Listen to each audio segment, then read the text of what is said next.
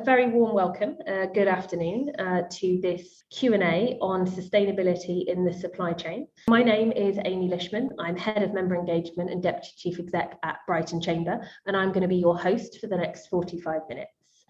So this Q&A today has been brought to you in partnership with Shore & Port, and Shore & Port are running their Sustainability Week this week, so it's a brilliant coincidence, and they've been having some brilliant thought-provoking sessions on hydrogen, energy and marine conversation and all sorts. So I'd like to invite Samantha Wilburn, who's the Director of People, Communications and Sustainability at Shore & Port, to say a few words. So over to you, Samantha.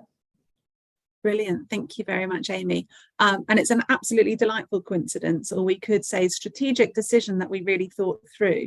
But yes, Shore & Port is hosting our second Sustainability Week for 2022, our first one being a success last year. And it is a series of events based at the port and a couple of online things, including our session today with you. And it's looking at Shore, we've got air and we've got water and we've got land. So really, when it comes to sustainability, it's how do we look after those three elements and what are we doing with those things? So we've got a series of talks today, tomorrow morning, and then on Saturday morning, if anybody is looking for something to do, please do come down. We are having a big beach clean on Southwick Beach. Families, dogs, children, elderly aunts, everybody is welcome to come join in the fun. We'll be meeting at the Port Kitchen Terrace at 10 o'clock for kind of an hour and a half-ish with a prize to be won for the heaviest bag. But it's a series of events to provoke conversation. So we've had some kick off this morning. And yes, as Amy mentioned, it's marine, some conservationism. There's some really good talks this afternoon and tomorrow on kelp, which is a really important environmental issue in Sussex.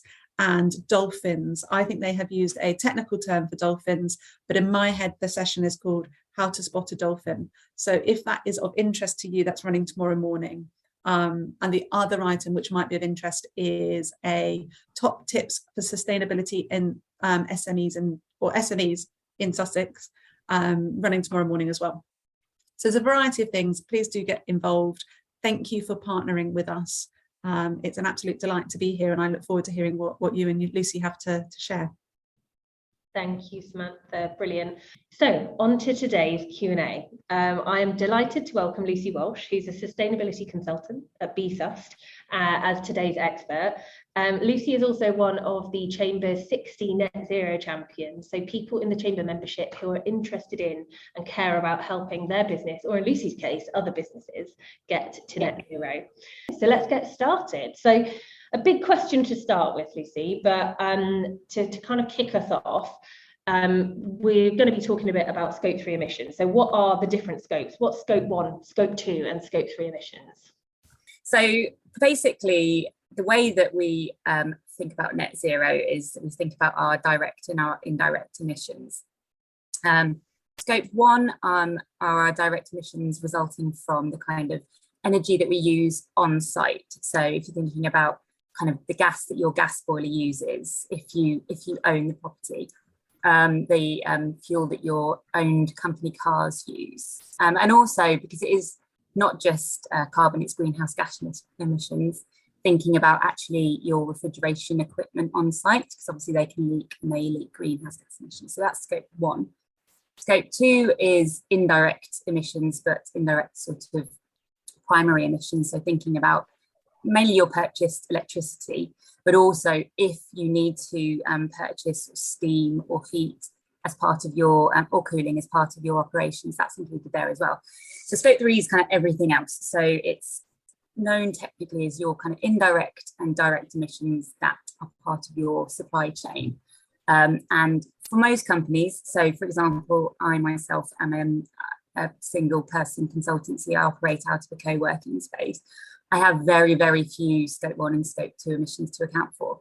And some companies, most companies, their Scope 3 accounts for sort of Scope 80 to 90% of their overall emissions. So obviously, if we're thinking about getting to net zero and we're actually serious about it, Scope 1 and Scope 2 are important, but the significant majority really is in your Scope 3. And so that's why it's really important. And that's also why it is difficult, because there's so much of it. Fantastic. So question number 2 is, so you've mentioned 80 to 90% of somebody's emissions will be kind of in scope 3. How do you prioritize that? How do you prioritize that scope 3 reporting? Yeah, I mean, 15 different sort of subcategories that you sort of rank your scope 3 into. Most of them are upstream, but some of them are downstream. And again, if you sell products, make products, then you do have more significant downstream emissions than someone who doesn't. But a sort of easy sort of first stab attempt at thinking about your scope 3 and what to prioritize is, where do you spend the most money, and what is the most sort of the highest quantity of stuff that you either buy in if you're thinking about products, or kind of think about services, if it's software or if it's kind of consultancy services. Where are the largest sort of big hitters really? And that's probably the first port of call that I would suggest for any company. And again, it's actually probably one of the easiest ways to work it out, because you can look at your kind of last year's accounting. If you have a procurement team, ask them to look at it, and that's kind of how you can sort of, as a quick initial review, think about what you actually need to start looking at. Fantastic. What are the steps that a business can take to develop a sustainable procurement plan to help drive change? And this really fits with a question we just had coming through about how do you persuade people to put in this sustainable procurement plan? Yeah, okay. It really does depend on what it is that you're sort of looking at, and what sort of influence you can have. If thinking about sort of setting up a sustainable procurement plan, and again, I'll go into more detail in a bit, sort of thinking about the main priority areas for you as a company, and be very, very clear about what it is that your sort of key focuses are. And depending on sort of what resources you have, the key things that you can assess, as part of your procurement process more easily than, if you had a team of 10, 20 people who are solely looking at this. So what are the simple changes you can take to help you make more sustainable procurement choices? Yeah, I mean, I think a lot of stuff, you kind of look back at, think about the waste hierarchy, for example, reduce, reuse, recycle. A lot of things that you can, and again, making your scope 3 process simpler, is to think about, what are you actually getting? What are you making? Do you need it? Do you need all of it? A lot of companies have, and casting no aspersion, have company pens with their names on them. Do we still need that? Do people really need that kind of marketing thing? It's a product. Carbon is involved in its creation, and though I think a lot historically, lots of companies do traditionally, depending on what sector you are in, have them. Do we really need them? Do people really even use pens that often? Silly things like that.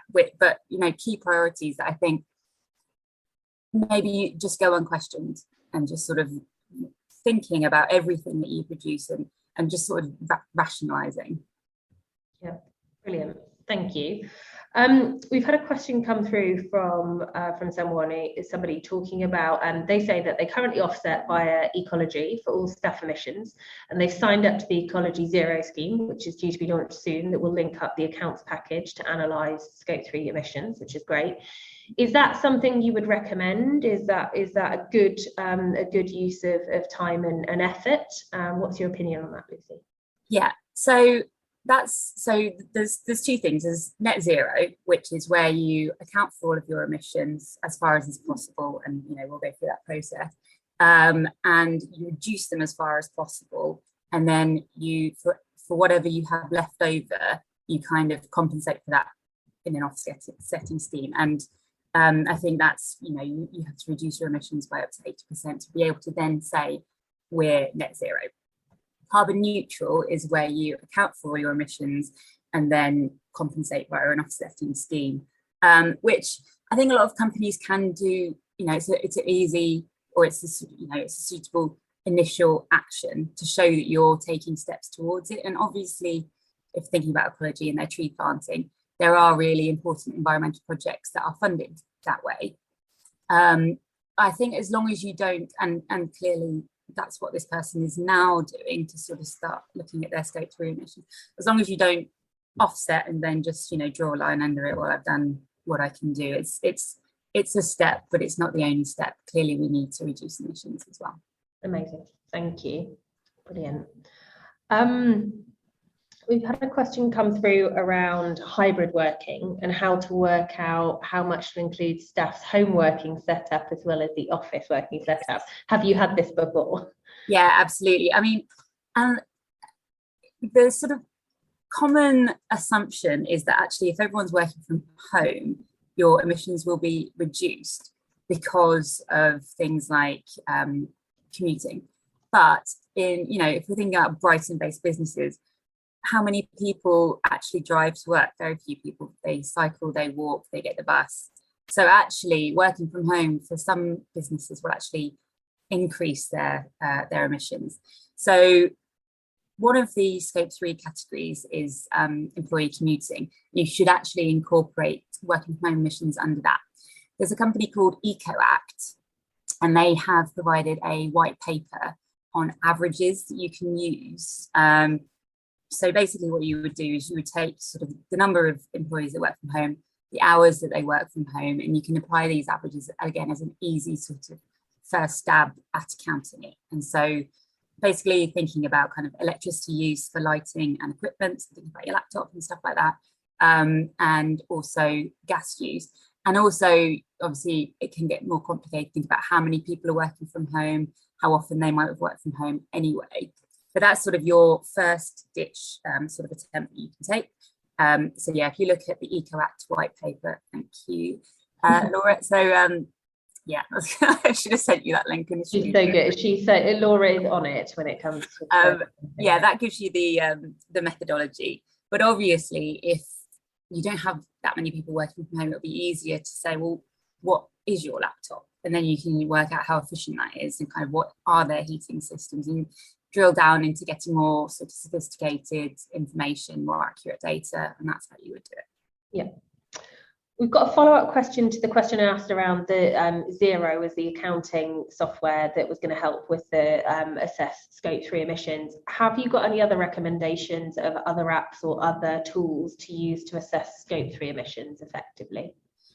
Well, there are quite a lot out there. There's a company called, also depending on how much you're prepared to, like how much resource you have available maybe to pay for. There are very sophisticated kind of companies and software that you can, and accounting plugins that you can use. A company called Plan A, for example, and they do a lot of really good work helping you sort of link to accounting software and things like that. I should have looked into different recommendations, but I don't. You can share that afterwards. No, that's fine. There definitely are, and I think because this is such a big thing that people are really looking at, and gamifying or making things as easy as possible. There are loads of apps out there, and I think that's just going to get that market is going to expand and expand. I think from some conversations that I've had with people like yourself, Lucy, there's, I think a lot of people can get hung up on making it absolutely perfect, but because it is an evolving thing, I think it's making it as good as it can be, and then kind of moving on with doing something about it. So not getting too hung up, on that measurement, and actually then, taking action with respect. Yeah, definitely, and trying to not get bogged down with the enormity of it all as well. We have obviously lots of legislation for larger companies, sort of companies of 500 people and over. I was looking at a stat that 50% of those companies who are legislated to do it haven't even started asking their suppliers the questions. So there you go. I think, again, it's because of the enormity of, so much to do. Trying to really just make simple steps is really the key. Yeah. Fantastic. So that moves me on nicely to a question that we've had through, but also one that we popped in the copy. how can you encourage your supply chain to address their emissions, and what power and influence do you have as a consumer? Yeah, sure. So again, it kind of depends how big you are, kind of what resources maybe you have and how you can engage with them. There are lots of case studies out there of, BT, for example, have set up this kind of supplier questionnaire. So basically, you go to all of your suppliers, try to, even though your suppliers will be very varied and how you interact with them may be different, simplify the questions that you ask them, do they report? And if so, can they provide you with the information? If not, do they have the raw data that you would need in order to then calculate it for them? Do they have any kind of plans or targets to start reporting or to sort of address their environmental kind of impact in the future? Kind of what they're doing about addressing their environmental impact, and thinking about even their internal policies like code of conduct policies, environmental policies, all those sorts of things. So questions that you can ask your suppliers across the board that helps you identify who is on the naughty list and who is not. Mm-hmm. So basically, then you can sort of see, where the kind of issues are, the called environmental hotspots, and who you might need to sort of start really engaging with. And the whole idea is to try to sort of carrot before stick, really. So try to motivate and encourage your suppliers to change and to help them to, rather than obviously leaving anyone behind. That's, the whole idea is that we're all in this together. We all have to get better. And maybe if you're already looking at your scope 3 emissions, you've already done your scope 1, 2, you've already done the research, however time consuming that was, help your suppliers by lending those skills. You know how to do it. Maybe you have developed an internal template that you use, or guide them to the correct resources so that they can more easily do their scope 1, 2, for example. That's a good starting point. And then again, the idea is to sort of share best practice and collaboration. Maybe ask some of your suppliers who are doing better, if they don't mind, sharing some ideas with other suppliers, obviously while protecting kind of competition in the market.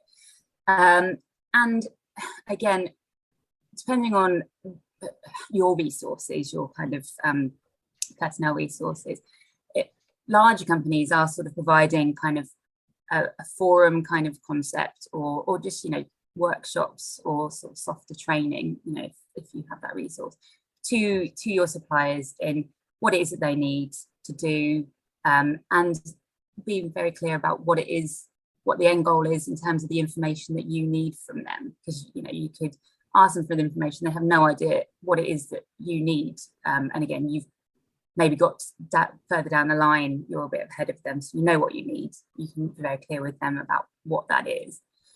And sort of, again, depending on what it is, if you're a product manufacturer or if you're using some upstream products, thinking about how to maybe work together to embed more environmental energy efficiency, for thinking about the materials of the products, kind of their end of life. And sort of trying to be sort of more kind of innovative thinking really about products, and sort of, there's loads of different companies out there. There's so many different aspects that people need to are going to be looking at. Really, it's what do you need? Where are your big, your key hitters, and sort of what resources do you have to help pull them along, really? Yeah. Thanks, Lucy. Got a couple of questions related to that around suppliers. So I think we can all relate to this example. So this person saying, how deep should you really look into in terms of suppliers, to what level? Because they're saying they're looking into all suppliers. So some stuff is a lot easier than others, but for example, they've been looking into their office tea to make sure it's as sustainable as possible, but they're saying it becomes quite overwhelming once you're getting onto that level. I know you've just talked about resources used just within that office setting, and then there's everything else. So Have you got any kind of best practice of advice about where to start, how to deal with that overwhelm? Yeah, I mean, there's different things that you can use to do your sort of scoping assessment, to sort of think about where you're going to spend that time and resource in, what you're going to look at. And essentially, as long as you're transparent about how you've selected what you're looking at now and maybe what you're going to look at in the future, that's all fine. And as I say, you can base it on the size of your supply, the quantity of your supply. You can look at your kind of, obviously you're not going to be spending that much on tea, but you might be spending loads on office furniture, for example, or kind of software, all those sorts of things. So maybe that's something to focus more on. You can also look at, and obviously this needs some background work, we're thinking about the availability of accurate data. That's totally viable to think, okay, well, I have a supplier, maybe they're in, a different country or a different kind of economic kind of standard to you. And so maybe they don't have these requirements yet, they're not looking at them, but there are others that do. And not to obviously drop those other ones, but to sort of start getting the information together where it is available. And again, depending on your business, thinking about the ability for you to actually influence the impact of that. There are lots and lots of things to calculate, but the idea is to calculate and then reduce. And so if you've got a figure for something that it's going to be really, really hard to reduce the emissions of that thing, then maybe it's more important to focus on something else where you might be able to have a more direct and kind of successful interaction with actually reducing the emissions. Yeah. And a lot, there's other things you can think about. So the importance of that thing to your company or your business or your stakeholders, depending on how significant that is to you as an operation. Yeah, that's really helpful processes. Thank you. I had a question back to the working from home and suppliers. So lots of people work with freelancers, interpreters, people that are not directly employed by the business, but still obviously account for working. Do you think that the Eco Act home working figures are good for a benchmark for those kind of suppliers, or are there others that you know of? It may, ask the question of your suppliers, where they work. Do they work, even if they're freelancers, are they working from home or are they working in a co-working space? I guess I said, I'm not technically freelance because I'm on my own. I kind of spend half my time at home and half my time in a co-working space, but the office that I work in, their scope 1 and 2 are my scope 3.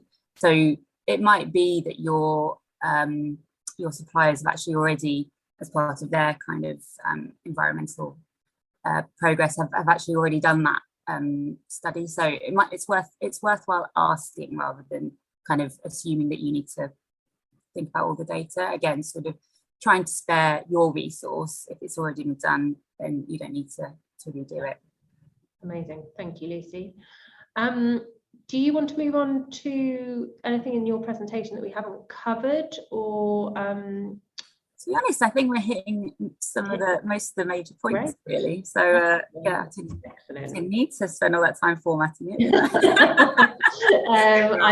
It looks useful. We can share it afterwards as well. Definitely, because I've put links to some resources on there. So very happy to share that. And it goes into a bit more information on, like, if you're thinking about goods and services, what information you might actually need to be asking for from your suppliers and that sort of thing. Yeah, I think that's really helpful. That's amazing.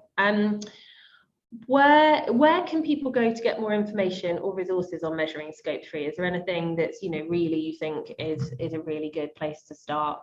Yeah, absolutely. So I actually came across University of Oxford's website, where they've got a procurement strategy, massive section, and they've been really good on the kind of resources that they have just linked to, like the things that they've put together. It's like their kind of sustainable procurement strategy. And for each of the goods and services that you also might be using, apart from, they've got plasma and blood kind of section that may not be relevant to you, but those, stationery and transport and all those sorts of things. And each of them have got really, really clear kind of environmental impacts, things you need to look at. And I found it really, I think if you were coming at this with like, I've got no idea what I'm thinking, like what I'm looking at, what's really important to me, it's really, really clear how they've laid it out. And they've also got a link to a questionnaire that they send their suppliers, which I found really useful as a kind of, it's obviously you would need to format it to your company, but I think as a template, that's really useful. There's lots of other websites out there in terms of case studies of supply chain engagement. The CDP is a really good website. So that's the corporate disclosure platform. I mean, lots of the case studies are for like Ford, so may not be totally relevant, but there are lots of case studies, lots of really good ideas in there for sort of things that may be transferable and scaled down in terms of engagement and that kind of stuff. Yeah, fantastic. I think from what you're saying and some of the answers to the questions, I think it's really encouraging that sharing and learning, because there is a like anything with this where it is people are just having to go it alone.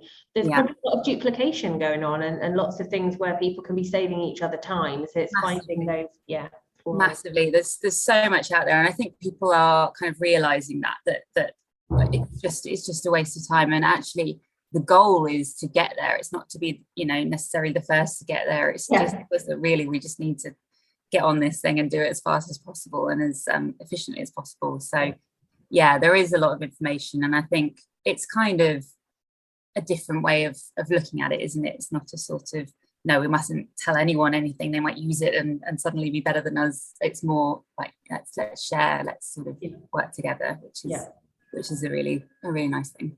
Yeah, brilliant. We've had an absolutely brilliant question come through. I shouldn't rate the questions, but this one is really good because it's all around behaviour change. Great question come through around, are there any if you've got any suggestions on how to help staff members, volunteers, anyone involved in the business, either working from home or in the office, cutting emissions related to working around the business, so commuting, energy use while being at home. So what tips can you give around nudging people in that direction? It's a bit scary, isn't it? I mean, so whereas I think we're all now so used to working from home, I actually think, especially over and this is what I'm going to do for winter, is actually go to the office more. There's everyone at home heating and lighting their homes is going to have a massive impact, and the cost of that personally is going to be enormous. So if you do have an office, or if there is anything, I think kind of it seems like an obvious one, but sort of upping, if it's possible, your hours out of home. I mean, sustainable transport is a massive one, and that needs, if you have the provision as an office to provide even somewhere to dry clothes. Lots of people cycle in, they can park their bikes outside, but they've got they want to get changed, they've got they're kind of more sweaty cycling gear. Even things like having a sort of dedicated area to put that is really, really important. So that's kind of encouraging people to do that sort of thing. I read that actually we should all be microwaving food. Much more efficient than any other form of cooking food. So there you go. We will go back to the 80s kind of microwave meals. Amazing. That's a good one. Yeah.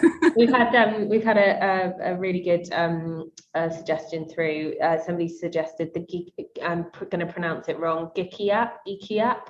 I'll post a link, and it's all about empowering people to make change and things like that. So that they were saying they've used that in the business, which is brilliant. I mean, a massive part of it is sharing why you're doing it, so to really getting people to really, I mean, I'm sure most people do care, but maybe in terms of there's so many priorities currently, you know, and that's probably just going to get worse, is to really make people feel like they're part of what you're doing, and what you're doing is really integral to you as a company and to your values. So, you know, making it that kind of, we're all in this and we're doing it together and sort of helping is really powerful as well.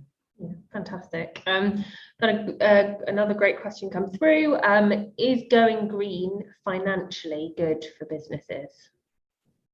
Well, I mean, at the moment, depending on the size of your business, if you think about things like ESG investing, like soon enough, if you're not doing it, it's going to be really, really negative in terms of the fact that you will be losing clients. You're part of the supply chain as well. So the people that you supply products or services to will also be starting to look at this.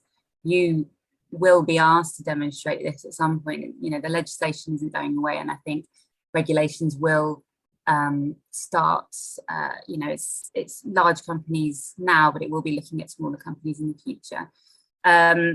You want to kind of protect your suppliers, but also, you know, the idea is that it is a time and resource investment at the moment, but the idea is obviously is to save carbon, right? And that's by saving energy and by minimizing resources, all that kind of stuff. So those sorts of spends should be rationalized as well. And also, you know, being attractive, there's lots of other elements as well, being attractive to potential employees and staff retention. Lots of, especially the younger generations, people find, you know, that it's really important to them that their employers are demonstrably doing something proactively about their climate impact. Brilliant. Thanks, Lucy. I don't think we've had any other questions come through. Somebody has said they've sent all their staff blankets. I wish I worked for this person. I could do with one right now. Yeah, exactly. Things like that. I mean, we are going to literally be walking around, aren't we, in all of our jumpers over winter. Yeah, absolutely. But you know, I mean, at the moment, there's certainly, from an energy saving point of view, there is a financial, consideration as well for us all. To do. So yeah, is there anything, Lucy, that you want to add as kind of a final word before I wrap up? And I'll give people a chance to ask any other questions. But yeah, anything from you? Yeah, I mean, I think the main message is, as we were talked about at the beginning, try to not get bogged down with the enormity of what it all is, because yes, there are a lot of things to look at, but you don't need to start looking at everything straight away. And once you start looking at the kind of major things, you'll understand the process better. It will, over time, as with anything, as with any sort of new skill or new system, it will get easier because you will understand it better and you will end up embedding it more in what you do. But yeah, I think sort of making those small steps to talk to your suppliers, find out what's going on, and really try to sort of get started on the information on, you know, pick five suppliers, 5 aspects of your business maybe that you're doing, and not worry about the rest yet. Just sort of start, and then sort of try to not go backwards. You know, if you're thinking about sustainable procurement, if you're embedding those kind of values and policies internally, make sure everyone knows about it, make sure everyone is reviewing it as part of the process, and that, you know, you're monitoring it, so that when you do start looking at other suppliers, you're already sort of getting there already. You know, again, that makes it easier. You've already, before you bring on a new supplier, you already know what they're doing, what their policies are, if they do or don't monitor or measure, you know, their impacts. Yeah, brilliant. Thanks, Lucy. Fantastic. So thank you so much, Lucy, for your time today, your expertise, and sharing that with us. I know I've learned a lot, and it's a learning curve, and it's something that we're going to just have to keep going on with and constantly improving. So thanks for joining us, and big thank you as well to Shaw & Port for partnering with us on this event during Sustainability Week. So excellent. Yeah, there's a lot going on in this city, and beyond. We've got, as I say, in the Chamber, we've got about 60 net zero champions. So if you're part of the Chamber and want to get involved in that, please do contact me. We'll send my details around afterwards as well. If you found today's session useful, we have a number of in-person and online events to choose from that are coming up at the moment, including our next Q&A, which is next month, and October starts at the weekend, so can't quite believe that. So we have on the 19th of October, how to become a certified B Corp. So we're being joined by Fiona Raz-Jones, founder and director of Make Impact, to talk about that and responsible business. Yeah, please do feel free to join us for that. And then we have on the 16th of November, our big debate, which again is open to everyone in the city, not just members of the Chamber. Where have all the people gone? With reference to the labour shortages, the crisis within the labour market, why people are not staying in jobs, are they searching for the perfect job? We have a brilliant range of panellists from those supporting businesses. We have Nai Cominetti, senior economist at the Resolution Foundation. They've obviously been in the news an awful lot lately, discussing the cost of living crisis and the current economic crisis we're going through. So we're very excited that Nai will be joining us all the way from London. We have Lucy Smith, founder of Digital Grads, and Vicky Haynes, who's the managing director of Kingsway Care, and more to be announced soon. And hopefully we will see you again very soon. So thank you to you all. Have a good rest of your Thursday. It is Thursday today. So yes, we will see you all soon. It's been a pleasure. Thank you, Lucy. Take care, everyone. Bye-bye. Thank you. Bye. Bye-bye.